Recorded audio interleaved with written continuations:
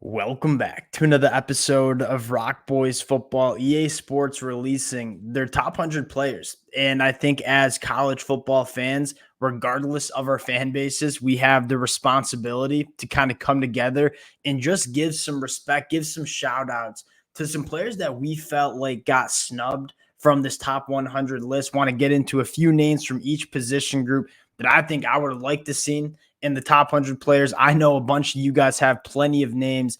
Would love to hear from you guys in the comment section. We'll chop it up down there. I have my names, no doubt, leaving a lot of good football players off this list. Would love to hear from you guys as well down in the comment section. And if y'all do enjoy the content, consider subscribing to the channel. It's been an absolute blast breaking down all of these ratings for this video game. And when we get the full rosters, we're going to do a lot of deep dives with specific teams and kind of just evaluate how these players are getting rated. Again, would love to hear from you guys in the comment section. And without further ado, let's just briefly start with the top 10 players. I think they did a pretty good job with the top 10. Two guys that are in the top 10 that I quite frankly maybe would have a little bit higher: Mason Graham, Malachi Starks. I mean, I don't know if you'll find a better safety in the country than Malachi Starks at Georgia. And then Mason Graham, at least for my money, the most dominant defensive lineman that we're going to see in the country in 2024. Those two to me are top 5 players in the country. I'm happy they're in the top 10. I'd probably have them a little bit higher. Now, getting into combing through, I spent the last, almost 2 hours kind of taking a look at this list, finding some players that I felt got, just left off the list. Let's start at the quarterback spot. And I want to start with Cam Ward, obviously transferring over from Washington State. I don't really know how you can leave him off. If you're going to tell me, I mean, you had, I think, 9 quarterbacks included in the top 10. If you're asking me, you got to go win 10 plus football games. You get to choose certain quarterbacks to lead your team. Cam Ward, at least in my mind, is going to be in that discussion. And I think him coming to Miami with a better offensive line, with much more talented wide receivers, I think Cam Ward emerges as one of the better college football quarterbacks that we see in 2024. Another name that I would have liked to see in the list, Noah Fifita at Arizona. You talk about just a gamer at the college football level. That's what Noah Fifita is. He's not going to be a top 10 pick in the NFL draft. I don't think anybody's arguing that. But in just purely college football terms, especially the Pac-12 fans, I know you guys can certainly agree with it. Noah Fifita, I feel like, should have been on this list in terms of one of the better quarterbacks that we see in the country heading into 2024. Switching over to the wide receiver position, I have 2 snubs. One, Deion Burks. And this is a guy that I kind of understand why you might not have him as a top 100 player coming over from Purdue. We fast forward into the middle of October.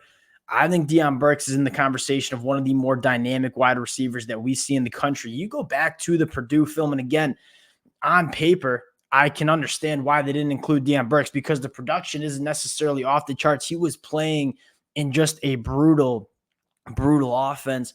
So many different ways that Deion Burks can attack opposing defenses, whether it's working vertically down the field, whether it's creating separation, or just operating after the catch. When you talk about dynamic football players with the ball in their hands, Deion Burks is going to be one of those guys.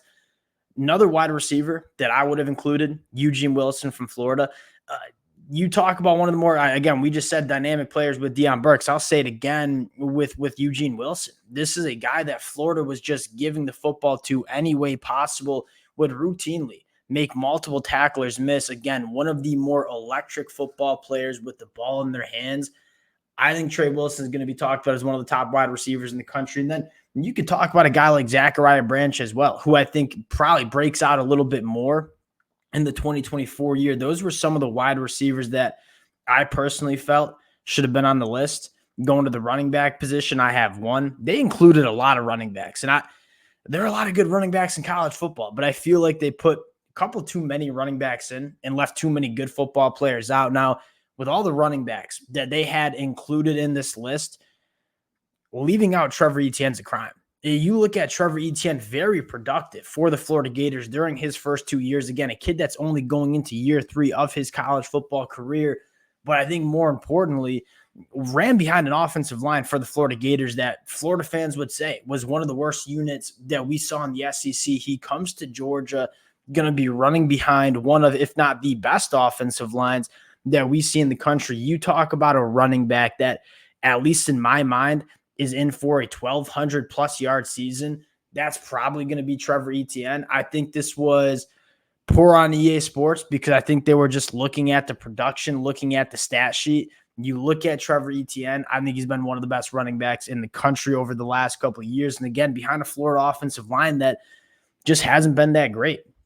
Going to the offensive line, one player that was criminally left off the list, that's a Johnny Cornelius, right tackle for the Oregon Ducks. I think he could be a first-round NFL draft pick, and quite frankly, I don't even get how you don't have him on the list. They had Josh Connerly Jr., his teammate at the left tackle spot. Johnny Cornelius played better than Josh Connerly in 2023. Now, I think there's a really good chance that Josh Connerly going into year 3 plays better in the 2024 season, but you're talking about 2 offensive tackles that, at least in my mind, are some of the best at the position, 2 guys that I think could go in the first round of the NFL draft. Johnny Cornelius has all the potential in the world, and he also put it together in the Pac-12 last year. I don't know how we're leaving a Johnny Cornelius off this list. That's a guy that I certainly would have had on the list. Going to the tight end position, one guy that, again, I'm not necessarily going to bang the table for this one. I think he's getting slept on heading into 2024, Jake Bringenstool at Clemson. And Clemson didn't have a lot of difference makers as pass catchers last year, partly because of all the injuries that they endured. Obviously, that passing attack with K. Klubnik left a lot to be desired.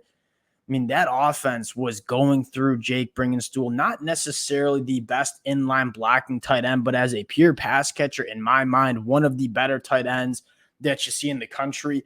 Massive catch radius, operates with the football after his hand. He commands the middle of the field exceptionally well. I look at Jake Bringenstool, and again, I can see why he got left off the list because it's hard to include a lot of Clemson players on the offensive side of the football after what we saw in 2023. I think Jake Bringenstool, though, is one of the better tight ends, again, not only in the ACC, but in the country. On the defensive side of the football, Bear Alexander on the inside of the defensive line. Again, I think it was a function of not being on a good defense for USC last year. You isolate Bear Alexander in that USC defense, led the team in quarterback hurries, was by far the most disruptive player on that USC defense. I think the stat sheet would have been a lot more filled if he had a better defense around him. There's not many interior defensive linemen that I'm taking over Bear Alexander heading into the 2024 year. Thought he should have been on the list. And then Derek Harmon coming over from Michigan State to the Oregon Ducks. Oregon was well represented. You could probably say Jordan James should have been included in the running back position as well in these top 100 players. I thought they were sleeping on some Oregon Duck players, not only leaving some out of the top 100, but I think Jabbar Muhammad came in outside of the top 50. Name me many cornerbacks that are better than Jabbar Muhammad heading into the 2024 year. I think Terrence Ferguson was left off the list at the tight end position. There are a lot of good football players on this Oregon Ducks roster that I felt were left off the list. Derek Harmon certainly being one of them. Going to the linebacker spot, I don't know how you leave off Shmuel Munden, one of the best linebackers in the country for the last couple of years. And I think what's interesting about leaving Munden off the list is he's not only been good in 2023, but he was really good in 2022. He's been a stalwart in that Georgia defense. There are going to be a lot of good linebackers in that Georgia defense heading into the 2024 year. I look at Shmuel Munden and say he was one of the best players on defense for this Bulldogs defense in 2023 and in 2022. Probably should have been on the list. Go to the cornerback spot. I thought maybe one of the most criminally disrespected players in this top 100 group, A.Z. Thomas.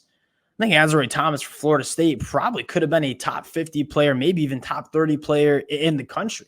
Not to mention being one of the better cornerbacks that we see heading into 2024. He's a guy that you take a look at the numbers last year, a 48% completion percentage when targeted. He's long. He has good long speed. He's a physical cornerback that can do a lot of different things.